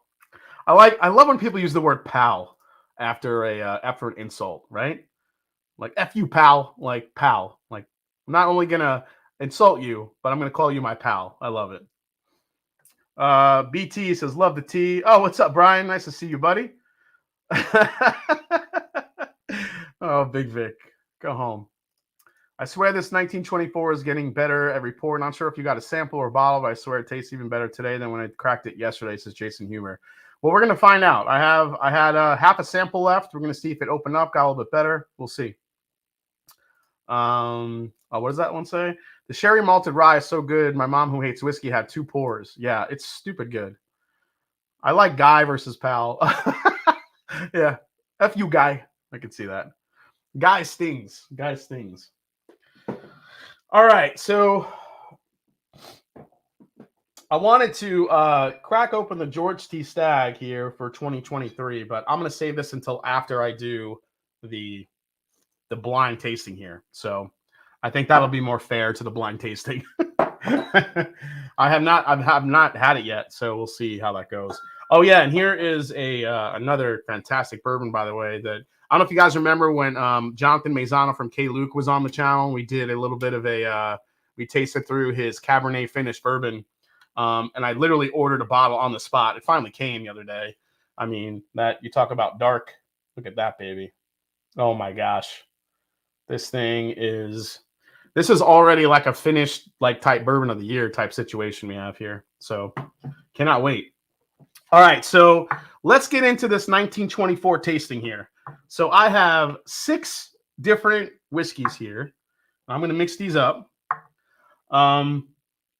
So in these glasses, and this is all from you guys. You guys, all the viewers, you guys are the ones that told me, you know, let's do this. Let's put it all together in a blind tasting. Let me mix these up a little bit. So this is Eagle Rare versus Henry McKenna versus the Old Forester 1924 versus the Old Forester 1897 Bottle and Bond versus Russell's Reserve 10-year. And what's the last one? Oh, yeah, and then Knob Creek 12-year. All 100 proof. Yeah, so... And what I'll do is I have one extra glass here, and I know a lot of people wanted me to throw Cooper's Craft in the mix, which I will do. But what I'll do is I'll wait until I have kind of a winner here, and then I'll throw Cooper's Craft in the glass, and I'll see if it can beat out whatever the top couple were, and we'll go from there. So let me kind of move these around. So interesting conversation, as I mentioned in the comment section when I reviewed. So I said that 115 in the review, I had said that 115 was actually an even value for the bottle. And I think there were a lot of people that were surprised by that. And I think because of me expecting Old Forester to be a little bit more expensive, that's really where my mindset was. But then as I was like watching the video and I'm thinking, man, not only did I mention Knob Creek 12-year in the video, I mentioned Russell's, I mentioned Eagle Rare. How many more bottles that are 10 years old are more affordable than the $115 Old Forester 1924? And then it kind of dawned on me, it's like, yeah, I mean, I think people are right. If I had to go back and redo it, maybe I would say it's below average when it comes to value of it. But again, I'm going off of my first impressions because remember, I also put the taste and what I tasted into it. And I thought it was actually a really nice whiskey. Now, it really doesn't have much of a finish to it, but we'll see how it does against some of these other ones. But it also brought up other topics in the conversation. And what it brought out in the comments was a lot of people talking about pricing and how people are just over all the high-priced releases from distillers that can release it at a much lower price. Old Forester probably being one of them. People brought up Wild Turkey for putting out whiskeys like Single Rickhouse for $300. Masters Keep going up to $300. Obviously Generations at $450. People brought up Buffalo Traces price hikes, and you guys have to understand what these distillers are seeing. And it's not even really the distillers. You got to think of the owning companies on top of it and what they're viewing. I mean, they're seeing the data. They're seeing what people are going to pay for it on the secondary market, and they're adjusting the prices accordingly as such. So when you kind of get into that conversation, you could kind of understand it. But I think people are just sick and tired. 2023 was rough when it came to prices. We saw a ton of price increases, but we still saw a lot of people buying the stuff. But from the indication that I got on that video from the comments, people are done. They're over it. Now, granted, people that watched my video, that was a small sample size. I mean, 40,000 views. Not everybody wrote a comment.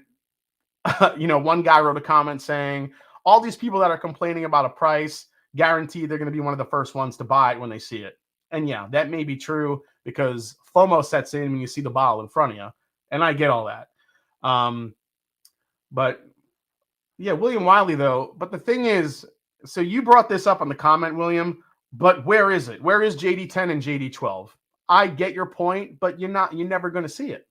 You're not going to see JD12 or JD10 hanging out. The idea of the 1924 is to be a regularly available bourbon, just like the rest of the Whiskey Row series.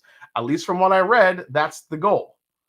Now, if that's true, then maybe makes it even worse of a value. You know, what if it is readily available, but it stays at $115? Does that make it a worse value because it's available? Maybe. Or maybe they could just sell more of it. Let's see here. I think you're right. They all go as secondary, just cutting into secondary profit. Yeah, I mean, I think that's what it is. I think people, they're definitely seeing what people are paying for whiskey, and they're gonna price the whiskeys as such. Now, that price point for Old Forester didn't surprise me. You guys got to remember, Old Forester's main core lineup is 4 to 6 years old if we're lucky. The only age-stated products we get is Birthday Bourbon, King of Kentucky, and President's Choice. That's it. They don't have anything else age-stated. Unless you're talking about, I think they are coming out with an age-stated 117 series at some point. But, I mean, we don't get much age-stated stuff from Brown-Forman, to be honest. And most of their stuff is younger because we're dealing with heat-cycled warehouses. Now, they do have a couple of warehouses that are not heat-cycled, which is where I think they age probably some of this stuff in a longer amount of time because you just can't heat-cycle it for that long, or else you're just going to get a lot of bitterness and a lot of barrel char, and just not going to be great. It doesn't elegantly age over the course of a long time if you just did it naturally in a non-heat cycled warehouse. So if they're charging us $60 to $65, whatever it may be, for Old Forester 1920 at 4 to 5 years old, why are they going to not charge us $115 for a 10-year product? That doesn't, like, for me, that was like what I expected. Now, a lot of people also in the comments had mentioned I can get a barrel proof, Old Forester, for $70. I'm like, that's fine, but you do realize that's a 4-year-old, 5-year-old product. They're like, I don't care, it's a higher proof, and that's what I like. Hey, more power to you. But you can't. But again, you're trying to compare age to proof.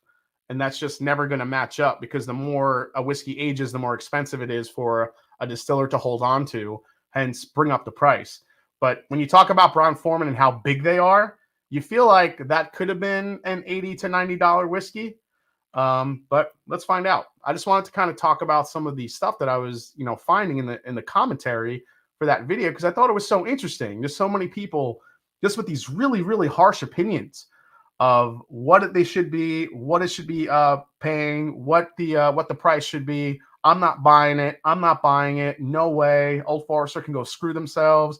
I'm not buying this for $115. I'm over high prices. I don't want to wait online anymore. I'm just walking in and buying the shit that I want. So how much does this start moving into the 2024? Are we going to be seeing like the old hats like us, the ones that have been drinking whiskey for the last several years and really getting, taking a deep dive into the hobby? Are we going to be the ones that are going to be are we the ones getting sick of all this and just, I'm tired of chasing all this shit? Or, I feel like there is going to be a pocket of those people that do that. Or are we going to be the ones that are still looking out to find the next best thing? So I still think there's going to be a good combination of that. However, I feel like each year there's a few more and more people that are starting to stray away from all the limited releases and just kind of gear towards what's on the shelf because there's so much good stuff sitting on the shelf that nobody pays attention to. So we'll see what happens as the year goes on. I'm curious. I get, real geeked out about all this stuff and seeing how this stuff kind of moves, into the, into the year, what people are buying. A lot of people I talk to are still just focusing on single barrels. They just want to get single barrel, something unique, something delicious. They don't want to overpay for a lot of this hyped up stuff. And I get it. Yes, people are getting sick of all the above. Yep. Yeah, here's actually some good KC12 Larceny, barrel proof, Sagamore Chattanooga would take dominant all these overpriced shits in a blind. I agree, man. I know someone who sold in 1924 last for 360. So people are not only buying it but paying stupid money. Yeah, exactly. Again, this is that FOMO stuff. But I was just so surprised at the blowback of the price at 115 that I thought it was. I didn't think there was going to be that much kind of, um, what's the word I'm looking for? There's not going to be there. I didn't think there was going to be so much negative reaction just to the price points. So, hey, Jason, put the Cooper. We're going to do that. Aetholides. I think that's how you're saying that. Think about how much Ultra H stock is going to be available in 10 years. Production is sky high, and the bourbon boom is already showing signs of fading. Yeah, Scotty Mac, this is a great point. When you talk about all these expansions that are happening, the amount of barrels that are aging right now, I mean, it's hard to not think we're going to see a glut at some point where there's just going to be so much shit on the market coming out constantly, and the bourbon boom maybe kind of fading and people just wanting their regular stuff on the shelf. I don't know. I don't know if that'll ever happen with the boom, because you guys got to remember, you have the bourbon boom, but then you have everything that came along with it. New distillers, expansions, Kentucky Bourbon Trail expansions, experiences. All of this has fed the beast that is the bourbon boom. It's not just bottles and pricing and stuff coming into it. There's a lot that I think would have to start dropping off a lot in order for a lot of these to really say that the bourbon boom or the bubble has burst. There's a lot of moving factors, I think, because so many things have been built off the bourbon boom. If you think about it, it's not just really one or two things. It's a lot. It's a machine. It really is a machine. So, all right, enough of that. Let's see how good 1924 is, or it's not. Vitriol. That's it. Vitriol reaction. That's a great word, actually. Just need some. Oh man, you are 100% correct with that point. But some saturation is definitely coming in pricing. But some saturation is definitely coming in price. Oh, for sure. I think in some whiskey circles, if brands are smart, we'll start seeing a little bit of a different pricing, especially with the amount of bottles. But really, I mean, the one that hurts my heart the most is obviously Wild Turkey. Their bourbon pricing is crazy right now. So, all right, I'm going to play a little background music just because I need it. You guys tell me if it sounds like shit. Because sometimes I play a song and it just gets really nasty for whatever reason. I'm not sure why it affects the microphone, but oh yeah, loop track. You tell me if this sucks. You can you hear me.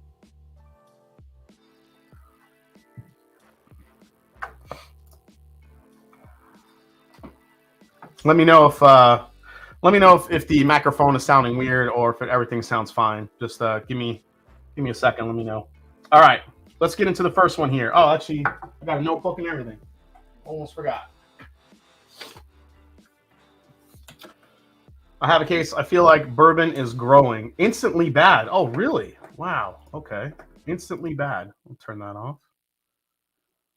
I think sometimes it's the song. How about this one? Is this one a little bit better? Let me know. Sounds good. I feel like bourbon is growing, says Sorry Hungry. Ken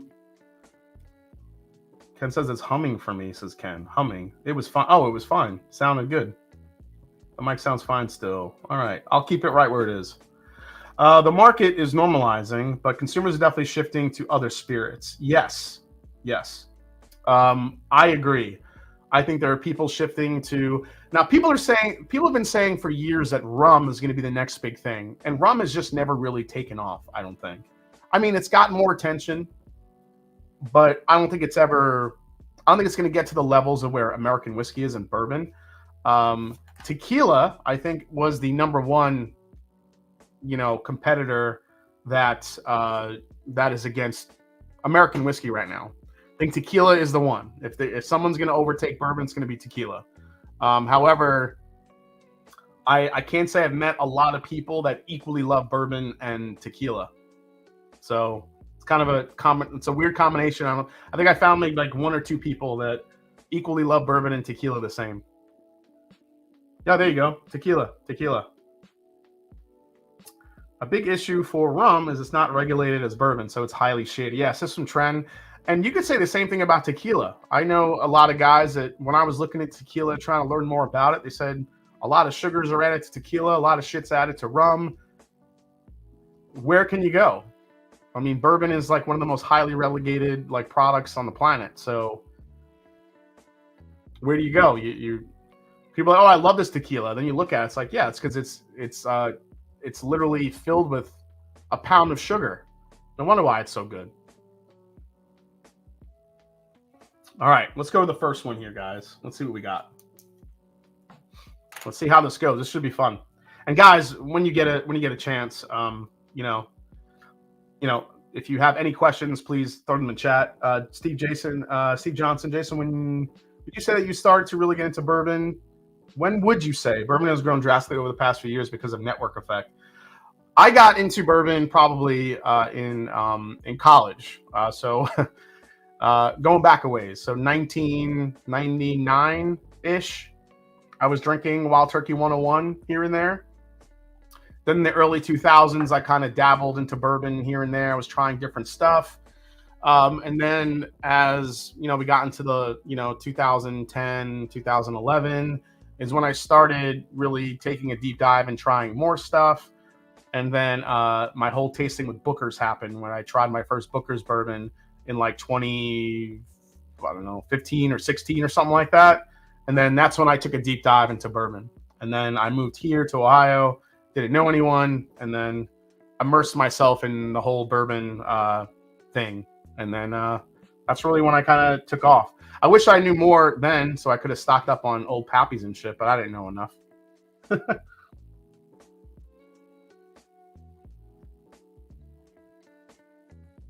Maybe the boom will stop when Sazerac bumps BTAC up the secondary price line, Wild Turkey, or at least narrowing the gap, kind of like Four Roses.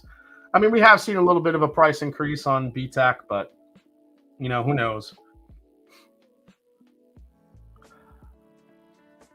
So I dig the nose here. Really nice, really easy, very sweet.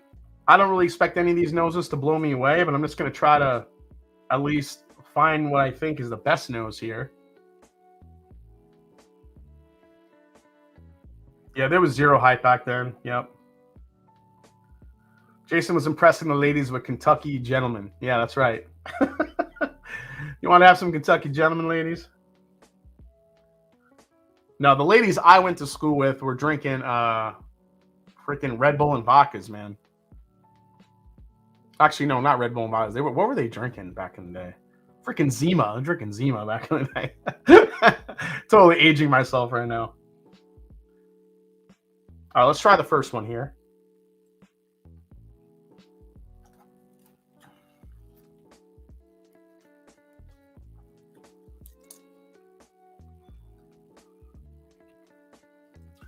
Great flavor in that one. Very sweet. Little cherry. Oh, yeah, Soko and lime. That was a big drink. Soko and lime, for sure. Soko and lime is a popular one.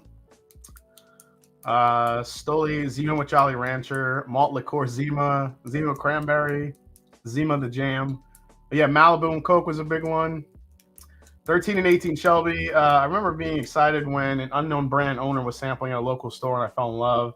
Enter Hard Truth, finding new gems is where it's at. Hell yeah. And as whiskey enthusiasts, that's what we look for. We always look for that next gem. The first one is fantastic, to be honest.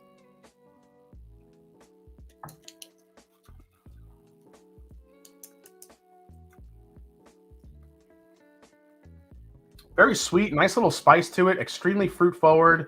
Again, this gives you all those really little hints of citrus, little like cherry.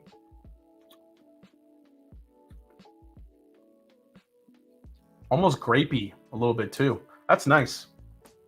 That one's really good. I can't tell if that's like I don't know. It's coming off a little bit like the Eagle Rare a little bit maybe, but we'll see. Boone's Farm. All right, let's go to the second one here. See what we got.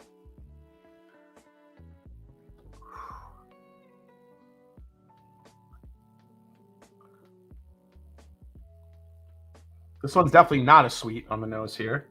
Now, if my mother's watching, she's going to be like, Henry McKenna better win. That's my favorite. So we'll see if Henry McKenna takes the title here tonight. Yeah, completely different nose here too. This is a little bit more oak forward for me. Not as sweet. Oh yeah, wine coolers was a big deal, man. Wine coolers back in the day. Bartles and James.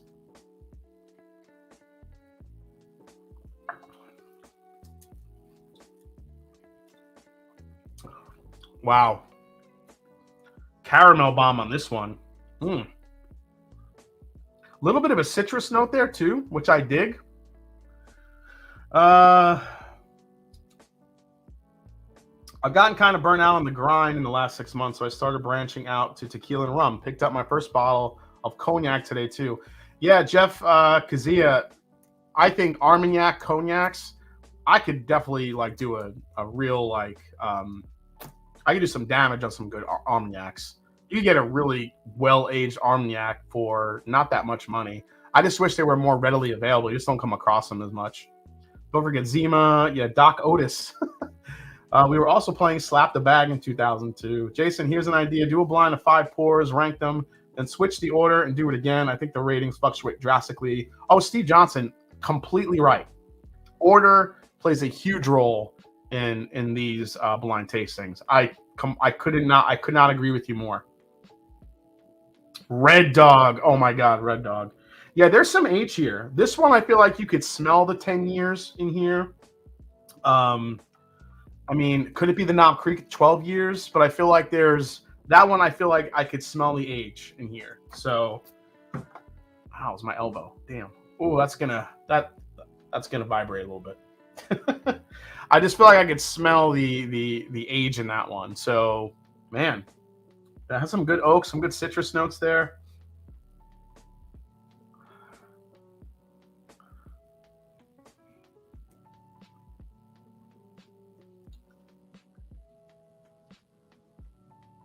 Go on and give me that OE. When I think of college in the early 2000s, the drink of choice, the Jaeger bomb. Jaeger bombs. Yeah, that was a big one. All right, let's go to number 3 here. Oh, number 3 is super sweet as well. Oh man, this is a creamsicle in a glass. Oh man, orange and vanilla all day long. Creamsicle in a glass. Let's try this one.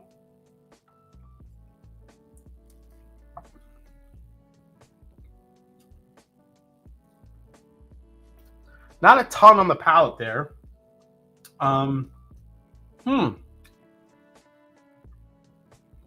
Very short finish here, but very sweet and easy. But yeah, I mainly get like that citrus, like that creamsicle, like note in a glass. Nice. Yeah, Jaeger bombs, Goldschlager. Does anybody remember? Yeah, Eric Farrer. That's where I'm at you with, man. Eric, creamsicle Russells. I'm thinking that could be the Russells. Again, I don't really want to try to guess these. I really just want to try to, taste them and rank them here. Number 4. Number 4 actually smells really nice. I think 1 and 4 might have the most enticing noses so far. Number 2 actually has a really good nose too. But again, it's like a little bit more of that aged oak on number 2 that I'm picking up. These 1, 3, and 4 so far, I'm not really getting at the age. Getting a lot of sweet though. This one smells really good. My God, Goldschlager. You guys are having nightmares right now. Look at everyone's listing all the crap that they used to drink in college. Dr. Pepper shots. Yep. Anybody drink the cement mixers? The cement mixer things where what was it like? What was the cement mixer? You drop a Bailey's in a beer. What the hell was the cement mixer? Somebody remind me what the hell was that?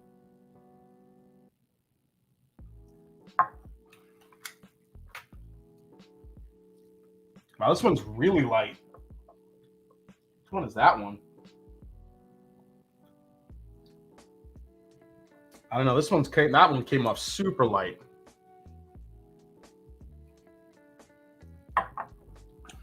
Oh, never mind. It came back. It's a little bit nicer now. I'm not really digging that one. There's not, I'd say good, not great. It's got some good flavor to it, but it's just tequila in the summer, bourbon year-round, Rumpelmints. I'm getting a heartburn just thinking about drinking Aftershock. William Wiley, Irish car bombs. Mind erasers, Adam. I remember the mind erasers. That was you guys remember the mind erasers? It was vodka. Well, I think you poured, what was it, cream de cocoa in it first and get like a base of it. And then you fill the rest of the glass with vodka, I think. And then you took a straw and you just drank it as fast as you can. But because the vodka and the cream de cocoa would kind of separate a bit, all you would taste is the cocoa going down. So it just tasted like you were drinking chocolate. But you're taking in all this vodka, and man, 2 or 3 of those, and the mind was erased. Yep.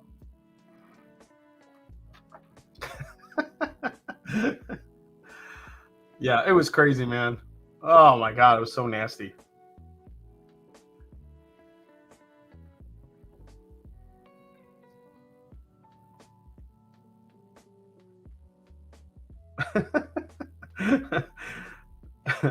Oh my God, you guys are bringing back memories. Jesus.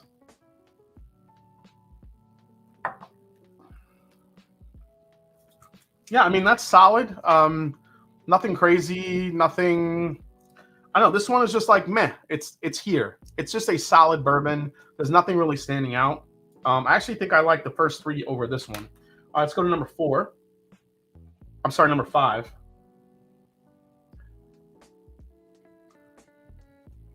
Oh, to be young again. Oh, number 5 smells amazing. Number 5 has a really nice nose here. Saucy Shane says, glad I didn't go to college. I do shots of mellow corn in any bar that has it. What's up, Tommy D? This one's this is a really just beautifully balanced nose here on this one.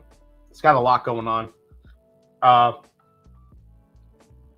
This is where you kind of get into the, I think there's some age showing through here as well. This is just a nice balance of oak and sweetness. A little bit of black pepper, little toffee, brown sugar. This might have, I think 2 and 5 might have, actually 1 had a really good nose too. Let's try it.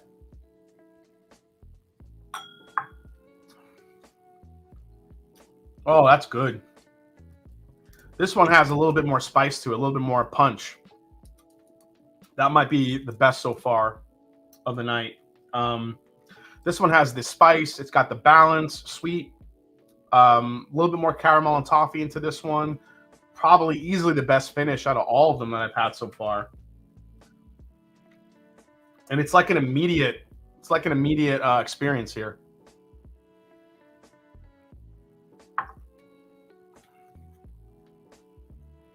Yeah, that's good.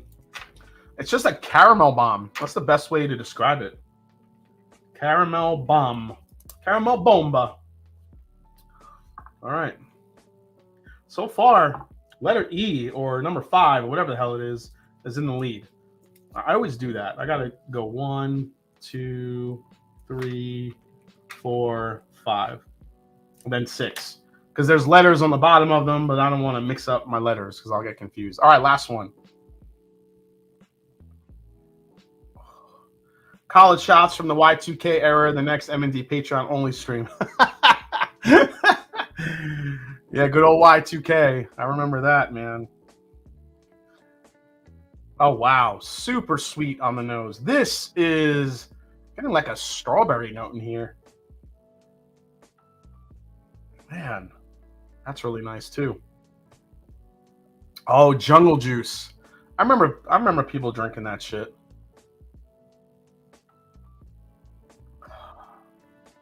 Wow, this is super fruit forward on this one. Now, I remember the Old Forester 1924 being very fruit forward. I wonder if that's what this one is. All right, let's try this one.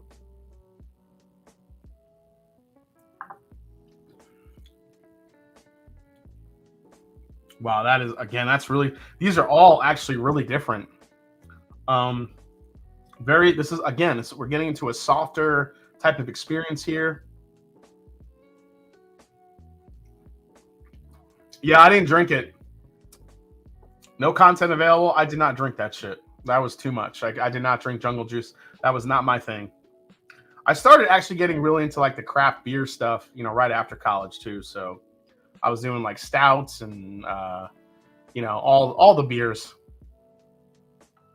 I didn't really get it. I got into like beer kind of late. I was like really sipping, you know, some of the crazy, you know, cocktails and stuff in college, and you know, car bombs and all that shit.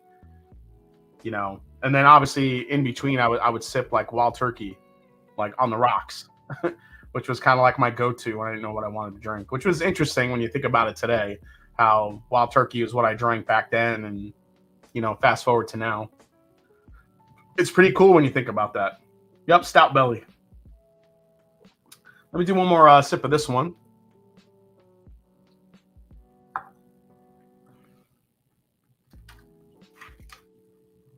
It's very sweet and light. I mean, not much going on here. I have no idea. I thought I had like a good beat on what these were, but I'm kind of lost now. Not really sure where I'm going here. All right, one more quick taste through. I'll go reverse order here, and then I'll start ranking them here. I spent my college years shotgunning cheap beer and drinking plastic bottle booze. Master Drum, Brooklyn. Yeah, Brooklyn Lager, dude. Rob D, I lived at Brooklyn Lager. I loved that place back in the day. I was always at Brooklyn Brewery. That was my spot. And then also the beer garden right there. I always forget the name of it, but the beer garden that was right there in Queens. Always hung out there. Loved it.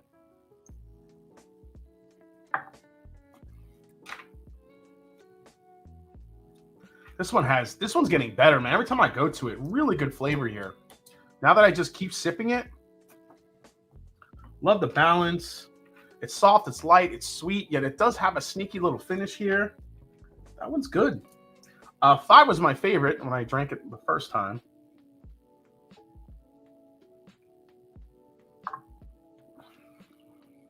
Look, it's still my favorite.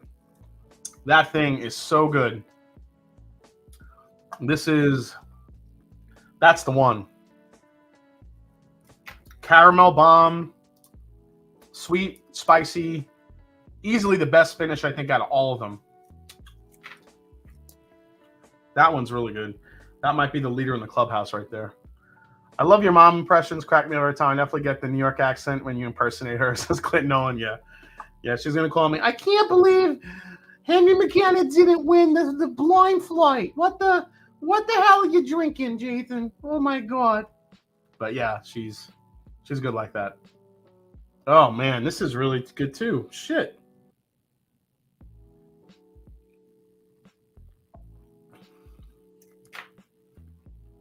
Nice and light here.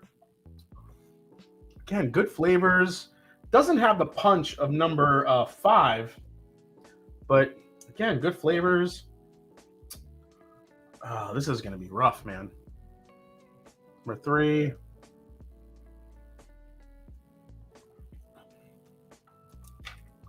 Yeah, number 3 has a really short finish. This is the creamsicle one that maybe could be the Russells.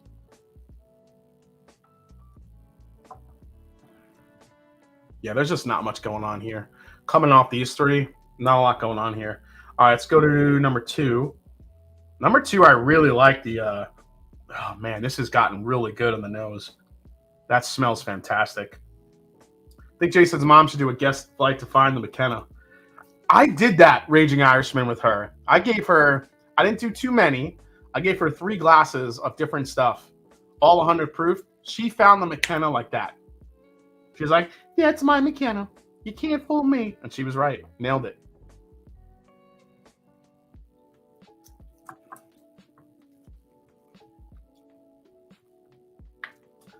This one's really nice. It's super balanced. It has a really good flavor to it. Man. Number 2 is really good. I think Jason's my. You don't mess with mom. Yeah, that's right. Russell's 10 is overrated in my opinion. Kevin Zachary says so is 13. 13 you think is overrated for the money? Well, Kevin, you talking about even retail at 150? You think 13 is overrated? Okay, it's the first time I've heard that. I don't think I've heard anyone say 13 is overrated. I know some people are put off a little bit by 13 because of the oak. I mean, I could see that for sure. No content available. Old Carter or Foregate Kelvin collab. Dude. So, I mean, no content available. That's tough because everything's very specific, obviously, with the batches. Overall, I would probably take the Kelvin collabs over the Old Carter bourbons.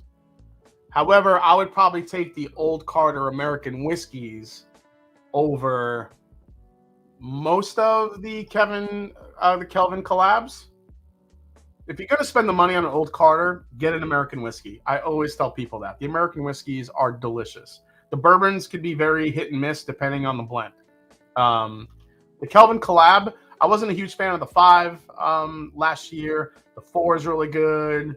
I think 2 and 3 were also really delicious too. But yeah, that's where I would go. Russell's Reserve 10-year. Currently trying to trade for an R13 batch now. Yeah, different animals too. How much do you think Russell's 15 will be? I think Russell's 15 is going to be like $300, $350, to be honest, just based on what Campari is charging.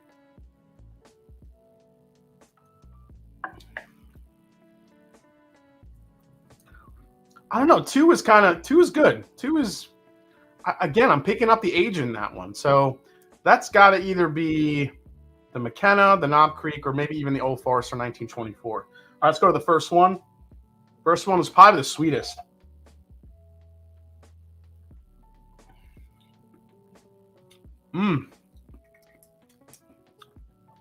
One is really good too.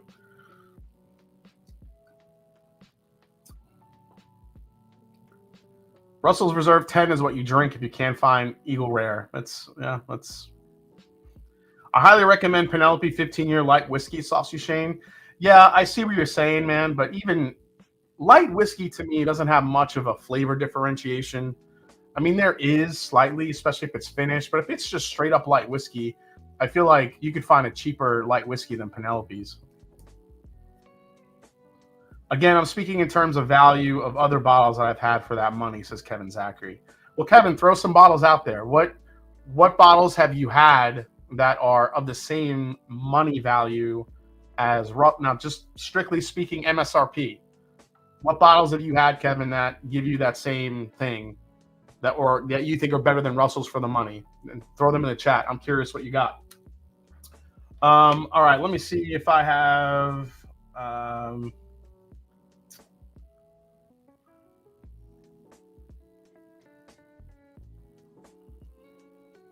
Oh, yeah. Somebody asked me in the chat to go through some of the bottles that I made, that bourbons that I wish existed. So I'll just show them again here real quick, guys. So this is the first one I made, which was the Woodford Reserve Double Oak Cask Strength. Again, guys, these are not real. These are just bourbons that I made up that I wish existed. So that was one of them. Elijah Craig Barrel Proof, which is the, essentially we got this with the Parkers, but that's not what, that's actually like the, whatchamacallit. That is what we got with the Parkers, I think. Then we have the Four Roses, the Dark Rose, which is a double oaked Four Roses bottle, which I think that needs to happen. But we kind of got that with the Kelvin 60. And then this was my premonition for the Weller this year. The new Weller is going to be sherry finished. But knowing Buffalo Trace, it's going to be some other weird, grain like the Daniel Weller with the Emmer wheat, and it's going to be some crazy bottle. So Obtainium is good. Yeah, so Obtainium I feel like is cheaper than the Penelope. That's actually a good call out, JG. Thank you for that. Let's see. Russell's 10 years the best value. If you don't agree, you should be deported. Damn, Steve Johnson. Yeah, I mean, I think you would probably say Eagle Rare if at MSRP, and Russell's would be probably the best value. So, all right, let me rank these here real quick, guys. I'm going to go, I still think 5 is my favorite. This is probably the best one that I like out of this. I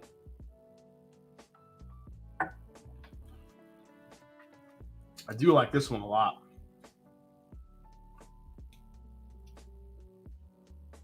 You should put out a survey at the end of the year so we can vote on best wish bottle you've created. Oh, that's a good idea, Bearded Bourbon. I also really want the cast strength Michter's American whiskey to happen. That's going to be my next one. We talked about that when Dan McKee was on, and I really want that to happen.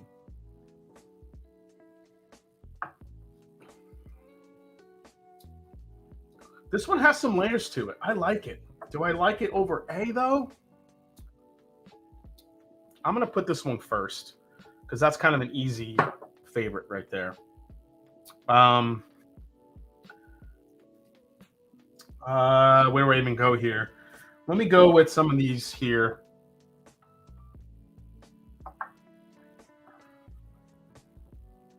Super fruity. I like that one a lot.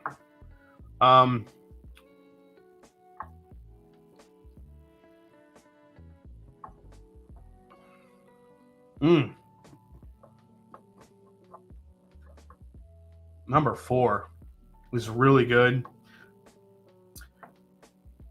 1 and 4 are right neck and neck with like second and third place, I think. And then the rest will kind of round himself out.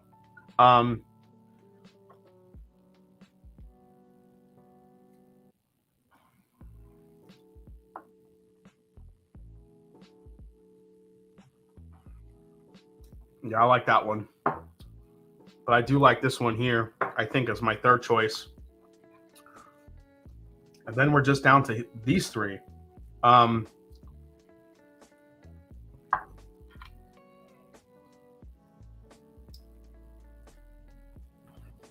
This one is so incredibly light. There's really just no finish to it at all. I think these 2 are going to be kind of like my next. This one might go last.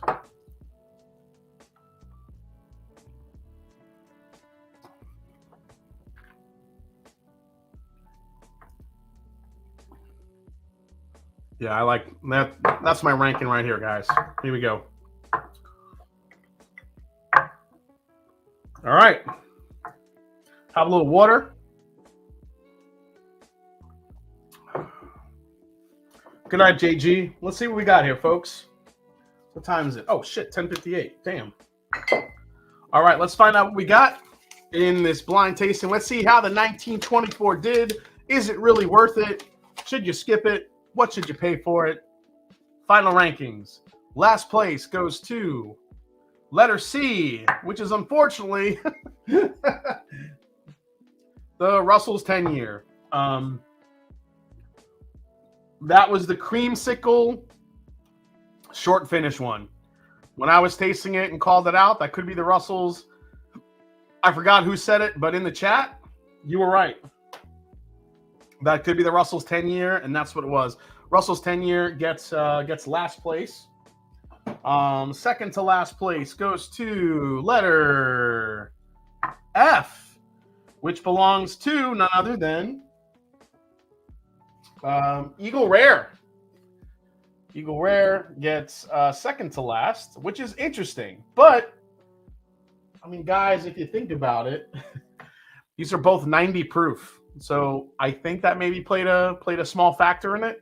Maybe the 290 proofers just didn't really do it. I did really actually like that class a lot. Russell's 10 needs to be higher proof. I'm not arguing this so far.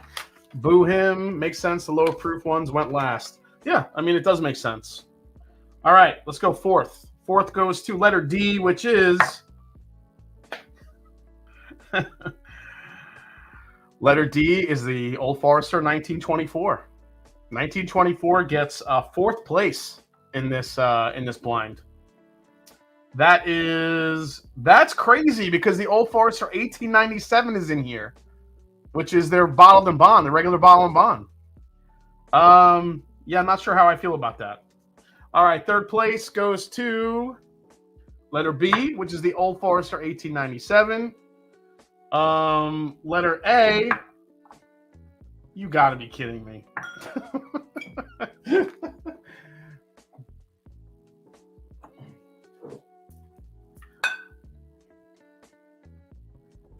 My mom might be mad at me, but yeah. Here's number 2 and here's number 1. Knob Creek 12 year kills it, and McKenna gets a very, very close second place. These two, hate to say it, but I actually really enjoyed those over the Old Forester 1924. I think the biggest surprise that I picked the 1897 over the Old Forester 1924. And again, I think this goes. Yeah, I'm definitely grounded. I'm definitely grounded. By the way, this goes to my point when I said it in the review that 1924 might be one of those bourbons that needs to be enjoyed on its own, kind of like Maker's Mark, because I think all the flavors that make that 1924 so good are all in front and mid palate, but it just dies on the finish. There's really no finish for me. For me personally, it just falls off. And I actually think the 1897, maybe because it's a younger whiskey, has a little bit more of a finish going on. So, but I think that's what did it in, to be honest. But I mean, Knob Creek 12 year is, I'm sorry, it's just stupid good. And Henry McKenna was right there with it. They were 1A, 1B. And that McKenna barrel I had is a caramel bomb. It's really good. All right, guys, before we sign off, I promised I would crack this open, and I'm going to do it just because I love you guys. Get my first thoughts on George T. Stagg for 2023. America. That's from my friend ADHD Whiskey. Oh, baby. It's always a good day when you crack open a George T. Stagg. 135 proof on the dot. There it is. Look at it. It's gorgeous. It is gorgeous. All right. Here we go. Now, obviously, this is a fresh crack. It's a neck pour, a hymen pour, if you will. Can I have the rest, Jason? No, you can't. Yeah, I'm not sure if there's a much better value than Knob Creek 12 right now. So, Elijah Craig barrel proof, yeah, probably. Larceny barrel proof, but KC12 is actually a better value than Larceny. Although some people who are proof monsters would probably argue that point. They probably think Larceny is better value than Knob Creek's because it's a higher proof. I think it just depends on what type of drinker you are. There's no right or wrong answer. They're all good values. All right, 135 proof here. What do we got?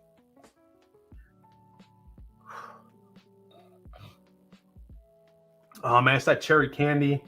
Absolutely love it. One thing I did want to announce for everybody real quick before everybody signs off, I have started a podcast, Mash and Drum podcast. Right now it's available on Podbean. Not really sure if I'll be doing anything beyond that. I might. It's in the beginning stages. And guys, this isn't going to be anything that I'm like doing interviews and different things I'm doing my videos. I got a lot of folks that say they listen to me in the car. So basically what I'm doing is I'm taking my my videos and stripping the audio and just putting them in as a podcast for anybody that just wants to listen in the car or at work or whatever it may be without having to watch the video. So that's really all it's going to be. Occasionally, I might do like an interview or something like that that will just be podcast form. But honestly, guys, it's kind of the beginning stages for me. This is all about just creating my videos in a podcast format where I can, I'll post it here, guys, if you guys want to check it out. I really only put a few of my my first couple videos up there. My Old Forester 1924 video and my top 20 bourbons so far are up there. But if you guys want to check it out, I will throw it in the chat. Yeah, you won't be able to see me fall off the chair on my podcast, but again, this is just me turning my full reviews into audio format. So if you guys want to check it out, please do. There's only 2 episodes, but every time I do a video, I will make it into a podcast format. And if you guys listen to podcasts in the car or while you're chilling out at work or just casually, you'll be able to listen to them in that format. So there you go.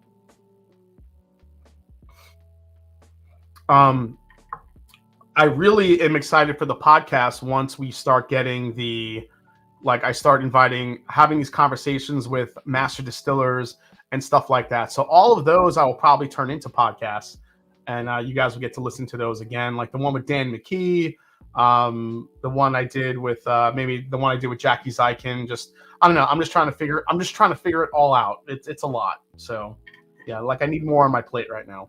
All right, cheers, George T. Stagg 2023 nose. Oh man, it is so grapey. So grapey. I love it. Grape, oak, brown sugar, rickhousey barrel char. Good age, but just like Buffalo Trace, it's more sweet than oak. So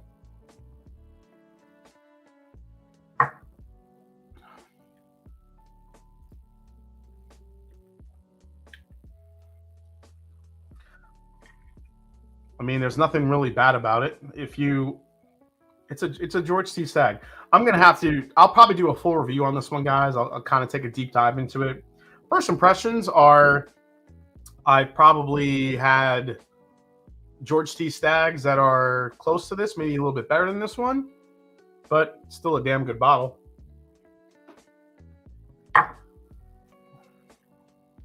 It actually drinks really light for 135 proof. I got to take a deeper dive into that.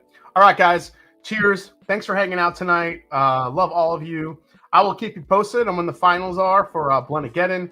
And yeah, keep watching. Have some really fun content coming out here in the next couple weeks. And as I always say, it's not about the whiskey. It's the people you share it with. Cheers. Thanks for watching tonight. Like, subscribe, do all the things. Help me get to 100K for 2024. And I'll see you next week right here on the Master and Drum. Cheers, everybody.